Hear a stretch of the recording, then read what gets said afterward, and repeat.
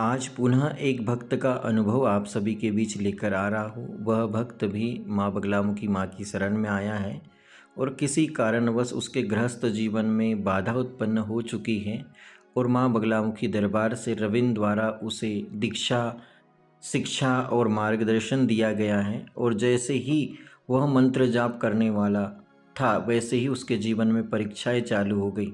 वैसे ही उसके जीवन में पितृ समस्या और शत्रु समस्या से अनेक विघ्न बाधाएं चालू हो गई, जिसका उदाहरण वह स्वयं ही प्रस्तुत करने वाला है। और आप सभी को बताना चाहूँगा, रविंद्र का आध्यात्मिक जीवन लगभग 12 वर्षों से जारी है और इन 12 वर्षों में हजारों लोगों की रविंद्र के माध्यम से माँ भगवती के चरणों में अर्जियाँ लगी और उनकी मनोकामना पूर्ण हो गई। मैंने शून्य से लेके समुद्र तक की यात्रा की है, एक सामान्य गुरु से लेके दिव्य गुरु तक की यात्रा की है, मंत्र जाप से लेके समाधि तक पहुँचे गुरु से सानिध्य लिया है और इतने अनुभव माँ भगवती ने मुझे प्रदान किए जिसकी मैं कल्पना भी नहीं कर सकता। हजारों ठोकरें लगी हैं, हजारों ठोकरों से बहुत कुछ सीखा है मैंने। यह सब मेरी कामाख्या भगवती अम्बा भवानी बगलामुखी माँ की कृपा से है। वास्तव में अगर आप माँ के दर्शन करना चाहते हो, माँ से मिलना चाहते हो, तो आप रविंद्र के इस परिवार से ज़रूर जुड़े और देखिए ये अनुभव। जय पीताम्बरी माता। मेरा नाम प्रसाद है। मैंने रविंद्र मनकर महाराज जी से बगलामुखी माता की दीक्षा ली है। मैंने जब दीक्षा ली तो उस दिन का मैं अनुभव बताना चाहता हूँ। मैंने दीक्षा लेने के बाद रात के समय जब हम सोए थे तब देवी माता का फ़ोटो रखा था। उस वक्त एक बिल्ली आके उसने उस फ़ोटो को गिरा दिया। उसके वजह से जो फ़ोटो की चुनरी है वो दिए की इधर आके चुनरी जल गई। और दूसरे दिन सुबह मेरे मम्मी पापा के बीच में झगड़ा होना चालू हुआ।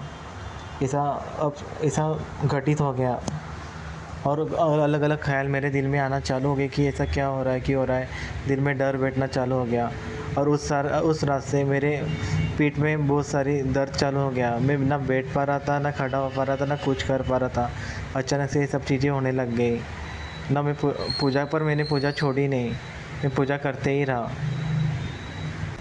और दूसरे दिन वैसे के वैसा ही रहा मेरा और अलग अलग ख्याल आने लग गए मन में, दिल में ऐसा निगेटिव ख्याल आने लग गए कि मैं जिस चीज़ पाने के लिए पूजा कर रहा हूँ वो चीज़ मुझे नहीं मिलेगी, शायद तुम छोड़ दो पूजा और तुमको नहीं मिलेगी। इसी गलत ख्याल आने लग गए। इससे मेरा दिल दुखना चालू हो गया, मन निराश हो गया था, निराशा आने लग गई थी। पर मैंने देवी माता की पूजा नहीं छोड़ी है। मैं देवी माता की जब भी पूजा करने बैठ जाता हूँ तो मेरा मन शांत हो जाता है, मेरा दिमाग शांत हो जाता है और मेरी उम्मीद बढ़ जाती है कि देवी माता मेरी उस चीज़ को पाने के लिए मुझे मदद करेंगी, मुझे वो हासिल ज़रूर दिलाएंगी। ऐसा मेरे साथ अनुभव हो रहे हैं कि पूजा छोड़ दो, ऐसे दिल में ख्याल आ जा रहे हैं कि वो चीज़ नहीं मिलेगी। पेट में दर्द होना चालू हो गया है, ऐसे अजीब ख्याल आना चालू हो गया है कि उससे अपन डर जाए। पर मैं नहीं डर रहा और मैं पूजा कर ही रहा हूँ।